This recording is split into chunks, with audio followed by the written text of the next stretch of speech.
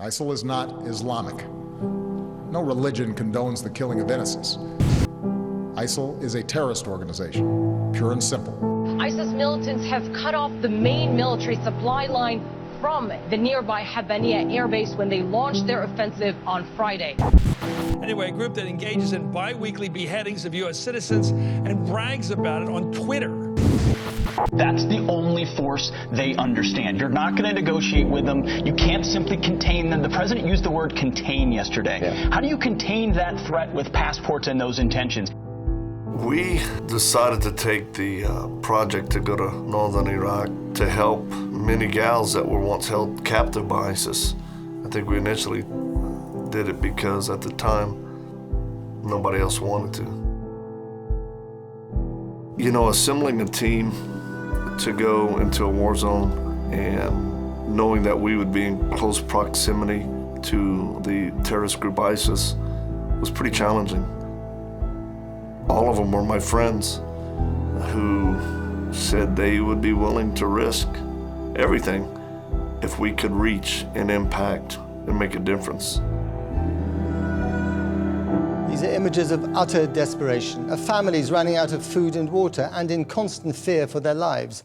The Yazidis have fled the militant Islamic State as fighters made more gains today despite several days of air. You know, our two main objectives when we decided to do this were, one, to find girls formerly held captive by ISIS and give them hope and healing through specialized trauma counseling. And the second was to actually train as many of the Kurdish health professionals and first responders as we could. But to our surprise, once we hit the ground, the opportunities became overwhelming as we started getting these incredible opportunities to meet with key government leaders, the mayors and governors and Human Rights Commission. It was unbelievable. It's great to have you here because all the people, not all of them, but majority of the people that I represent them at the parliament, they think US can only make wars. They can topple down a huge dictator like Saddam Hussein. But actually they don't know that you can also make peace. People like you can come for the post-war periods, post-war eras to make peace and bring peace and help people. We really need that from the US. We have 1.3 million population, and almost the same amount is IDPs and refugees. So the population is doubled, yet we don't have any budget. And for your information, the responsibility of IDPs and refugees is the responsibility of the central government according to the law, but they don't take that responsibility. And she said, I will die in my face. عارفة السما بتحكيكي. Fill her with the power of the Holy Spirit. املاها يا رب بقوة الروح Lord, that you would honor her, that she has stood for your faith. انت يا رب هتباركها علشان هي. Nowadays, we really need help from international community. We are fighting on behalf of the whole world. We are fighting terrorism on behalf of all of you guys. Terror is not only here, it's everywhere in the world, but we are fighting. On the ground, the boots on the ground are Peshmerga. In that regard, we need help. But the other side is very important. People are important. The war-affected people are important. And all of us, every single person, especially in this government, in this province, are war-affected. So, I'm about to cry. Let's help these people. We are all open to any kind of help because we need help. We don't have anything to go.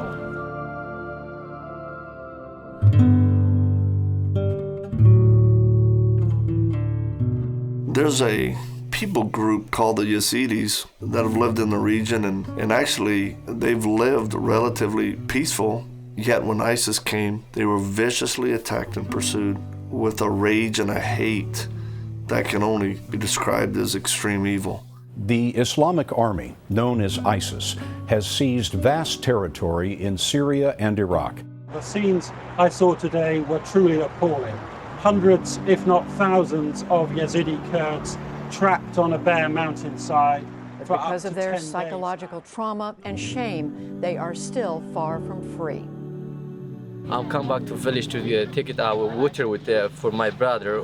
Someone told me ISI kidnapped your family, and everybody was killed. Sorry. Me too. But we don't see any help about like someone like me or like everybody in here. At one point, as I sat in a tent with a 14-year-old in an IDP camp for internally displaced people, she had been held captive by ISIS. Okay, if I talk to them about their experience?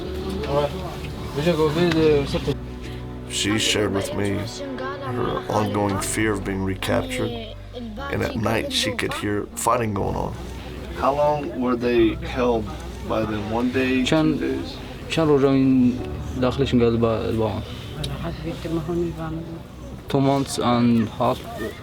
Wow, 2.5 months. Yeah. It's a very, very sad situation when you hear the stories.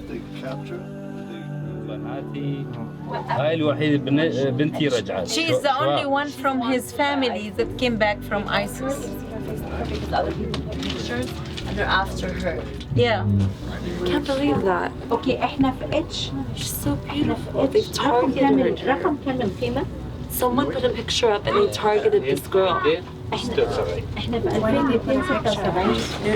was explaining to us that she particularly has been targeted by ISIS. Because somebody put her picture up, please do not put any pictures up. You want to blur the face, is fine, but somebody took a picture of her and ISIS said we're gonna come after her. We're coming for her. I think the thing that got to me the most is looking into the eyes of a number of girls who had given up because of what they went through. It's very important, don't ever give up. When the times come that you feel like you want to give up, don't. But when I was young, I was tortured as a kid.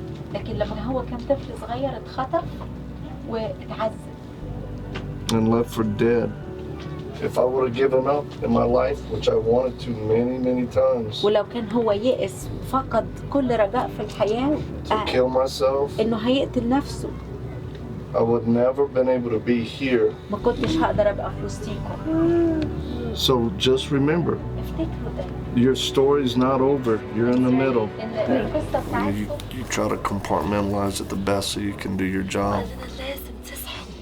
But you start processing, and the eyes are the gateway to the soul. And I understand what it's like to be tortured and left for dead. So, yeah, looking into their eyes. What do you think needs to be done here? What would satisfy you?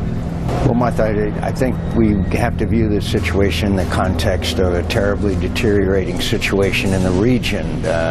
Lebanon is being destabilized. Jordan is overrun with refugees. The fighting is now, the latest estimate of 93,000 people have been massacred, horrible atrocities. We knew that there would be inherent risk going into a war zone where fighting was happening every day.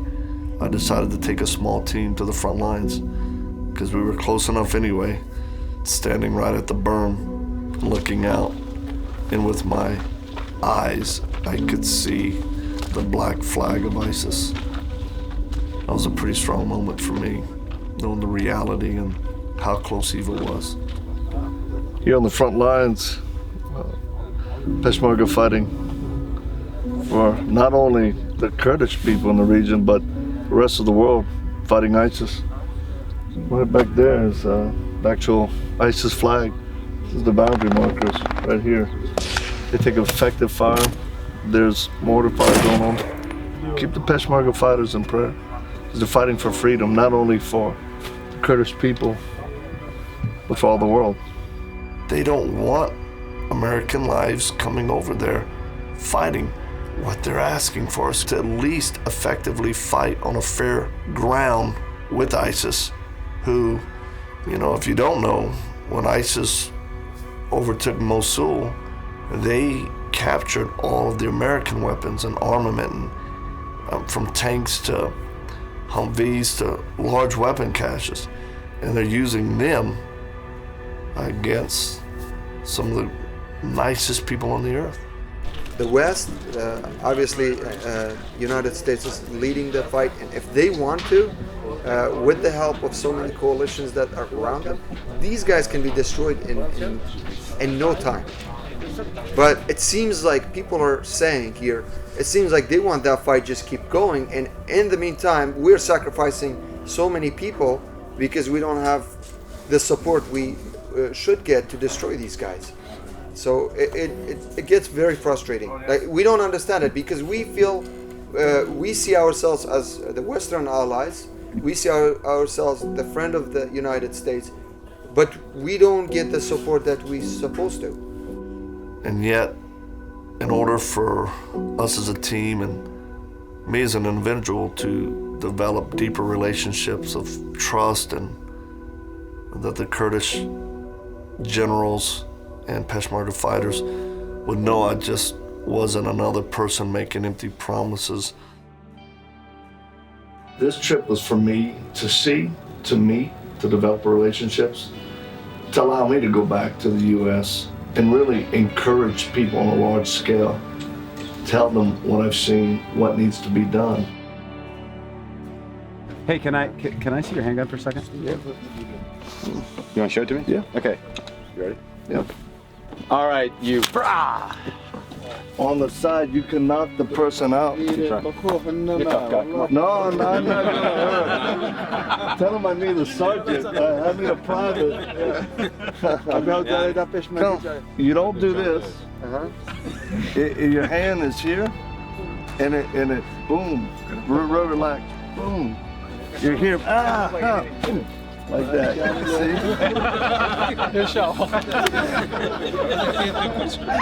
It's done. Tell him he's a beginner. All these guys, these are his teachers. He's only a beginner. Please tell your father, I want to come back every year. I want us to meet here. I want to bring my kids, my grandkids.